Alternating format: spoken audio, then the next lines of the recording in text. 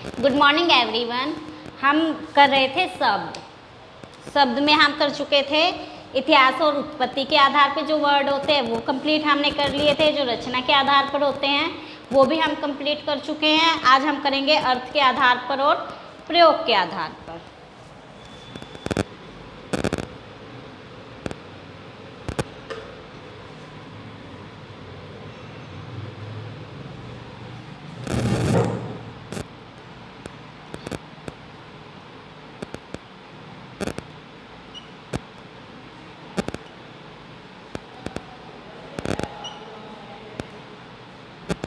इतिहास और उत्पत्ति के आधार पर कौन कौन से शब्द होते हैं हमारे? तत्सम, तद्भव, देशज, विदेशज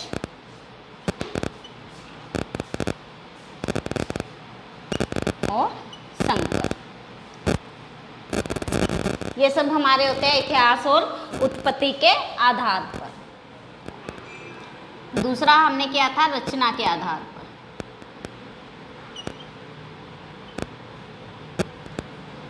रचना के आधार पर कौन कौन से किए थे हमने? रूढ़, यौगिक, योग, रूढ़।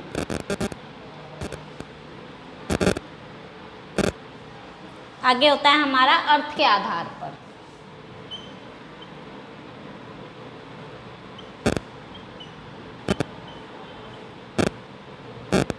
वो कौन कौन से होते हैं? सार्थक और निरर्थक।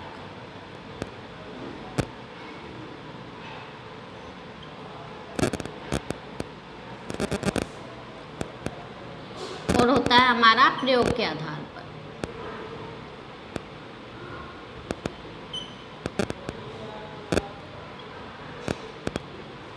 ये होते हैं हमारे पास विकारी शब्द और अविकारी शब्द।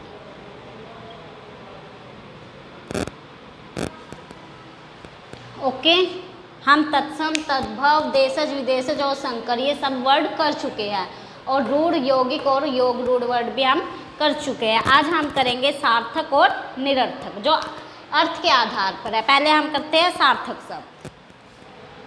पहले हम करते हैं सार्थक।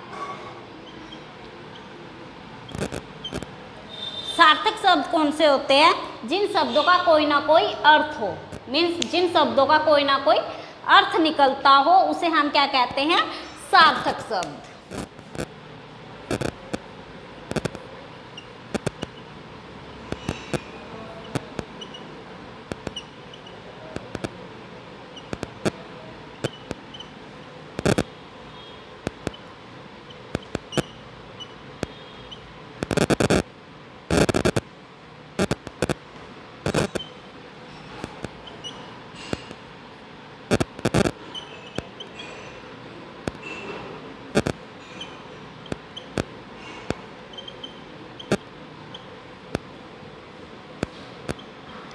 जैसे कि पुस्तक,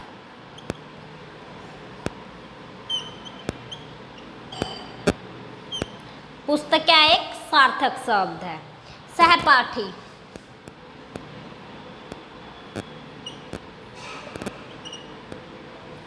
सहपाठी भी क्या है? एक सार्थक शब्द है। लड़का, पंखा, टेबल,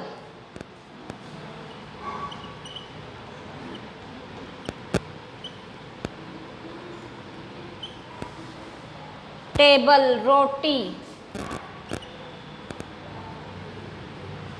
पानी,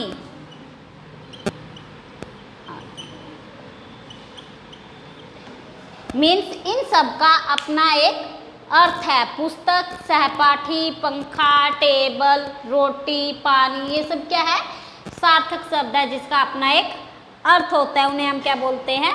सार्थक शब्द। अब हम करेंगे निरर्थक शब्द। अब हम करेंगे निरर्थक।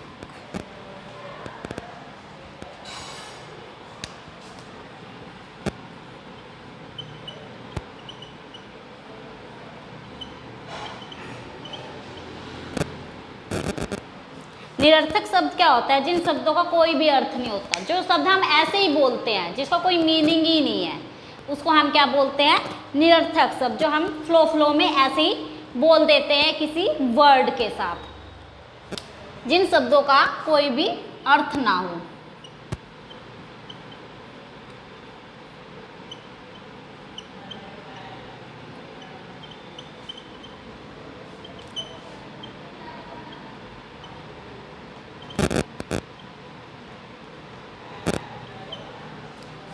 उन्हें हम क्या कहते हैं? निरर्थक।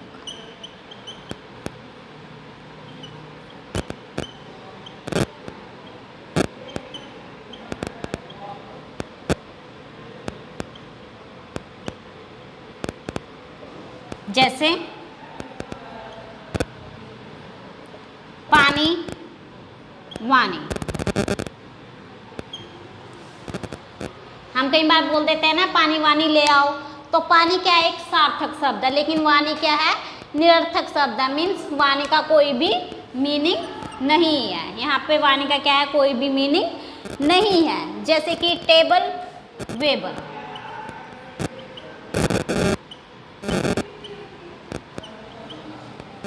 टेबल क्या है? सार्थक शब्द है। वेबल का कोई भी मीनिंग नहीं है, मतलब वेबल क्या है? आपका निरर्थक शब्द है। वेबल क्या है? आपका एक निरर्थक शब्द है। इसमें वाणी निरर्थक शब्द है, इसमें वेबल निरर्थक शब्द है। जैसे कि डंडा, वंडा, तो इसके अंदर निरर्थक शब्द क्या होगा? वंडा। डंडे का तो अपना एक मीनिंग है, पर वंडे का क्या है? कोई भी मीनिंग नहीं है। एक हम बोलते हैं रोटी, रोटी, वोटी। इसमें क्या है बच्चा? रोटी है जो एक सार्थक वर्ड है, और वोटी क्या है? निरर्थक वर्ड। ऐसे ही हम बहुत सारे वर्ड बोलते हैं, जैसे कि चाय, वाय, और भी बहुत आप ऐसे वर्ड यूज करते हो जिनका कोई भी मीनिंग नहीं होता, तो वो सारे शब्द कौन से होते हैं? आपके निरर्थक शब्द होते हैं। ठीक है, अर्थ के आधार पर हमारा सार्थक और निरर्थक दोनों शब्द कंप्लीट हो गए। अब हम करते हैं प्रयोग के आधार पर।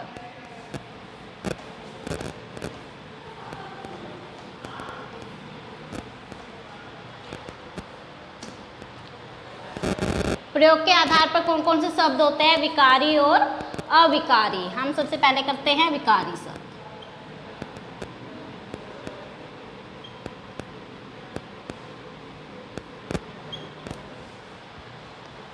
जिन शब्दों का रूप परिवर्तन हो जाता है, जिन शब्दों का क्या हो जाता है?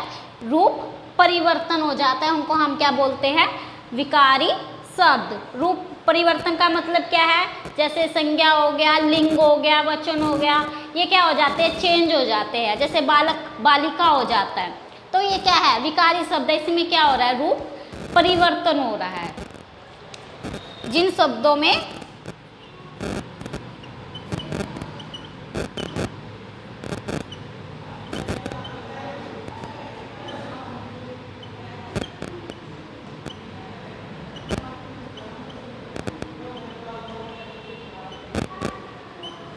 रूप परिवर्तन हो जाता है, वो कौन से वर्ड होते हैं? हमारे विकारी।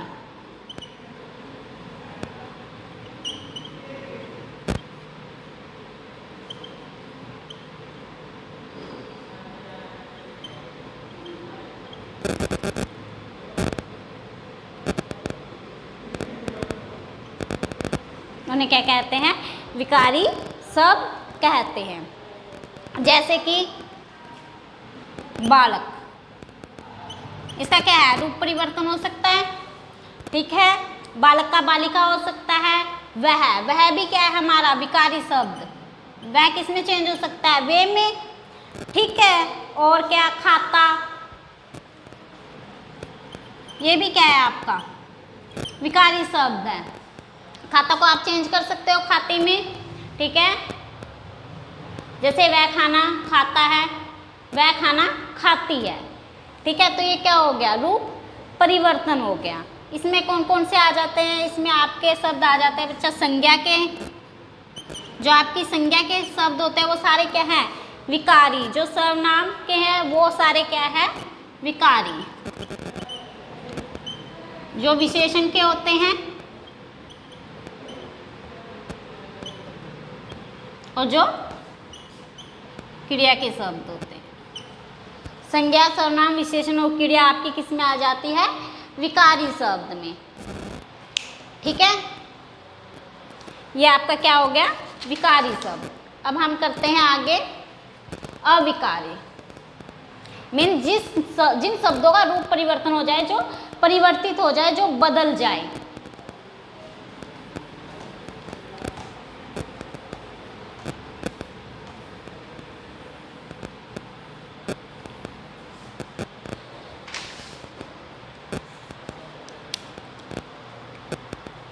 अब हम करते हैं अविकारी शब्द।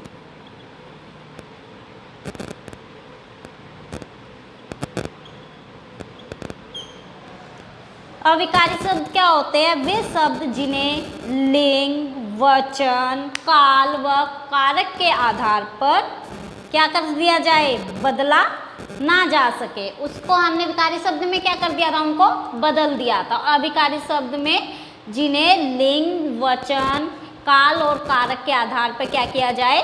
बदला ना जा सके, उन्हें हम क्या कहते हैं? अविकारी शब्द। वे शब्द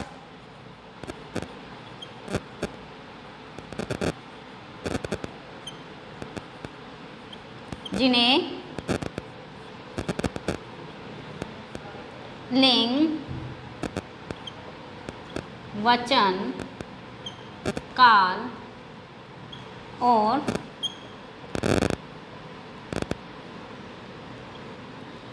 कारक के आधार पर बदला ना जा सके, वो क्या होते हैं? अविकारी शब्द।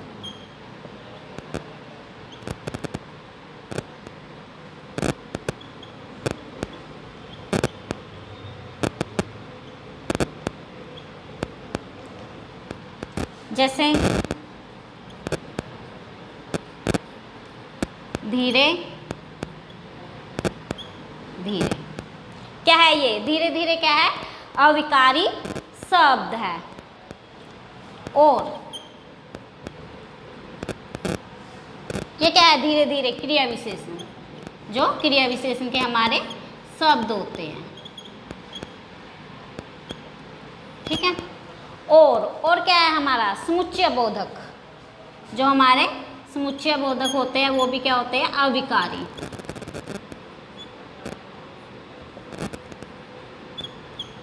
और क्या हो सकता है इसके अंदर? संबंध बोधक।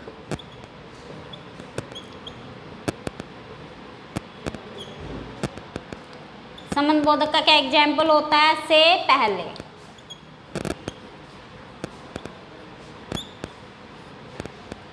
ठीक है, और जब इसमें आदि बोधक शब्द होते हैं हमारे,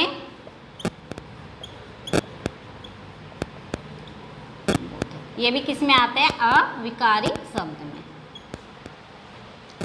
ठीक है, जैसे कि एग्जाम्पल के लिए सीता धीरे धीरे चलती है।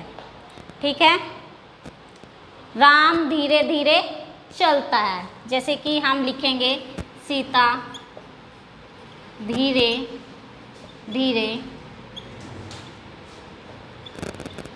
चलती है। ठीक है, राम धीरे धीरे चलता। इसमें धीरे धीरे क्या आ गया? अविकारी शब्द आ गया। मीन्स ये क्या हुआ? चेंज नहीं हुआ। ठीक है, और क्या हो सकता है?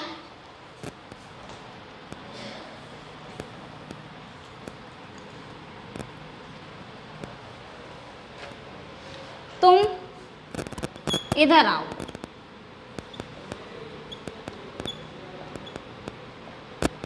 तुम लोग इधर आओ।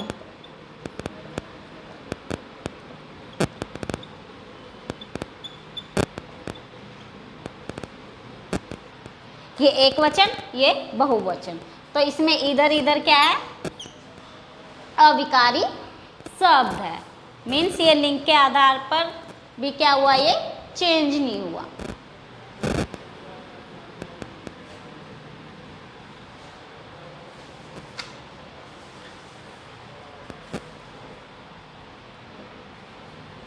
जैसे एक और ले लेते हैं, राम के आने से पहले तुम तैयार हो जाओ।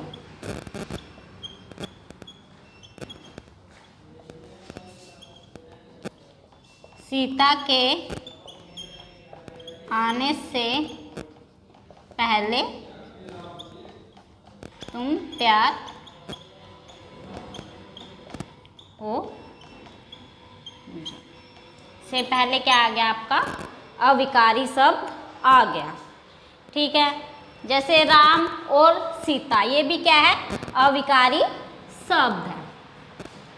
ठीक है, तो ये सारे शब्द जो हमारे कौन कौन से होते हैं, क्रिया विशेषण, समुच्चय बोधक, संबंध बोधक, विस्मयादि बोधक, ये सारे शब्द हमारे किस में आ जाते हैं, अविकारी शब्द में आ जाते हैं। तो आज हमारे शब्द क्या है, कंप्लीट हो गए। तत्सम, तद्भव, देशज, विदेशज, संकर हम कर चुके हैं। रूढ़, यौगिक और योग रूढ़ भी हमने कल कर लिया था। सार्थक, निरर्थक, विकारी और अविकारी शब्द हम आज कर चुके हैं। बाकी इनको हम डिटेल में, विकारी और विकारी जितने भी शब्द हैं इनको हम डिटेल में कल करेंगे। Okay, thank you.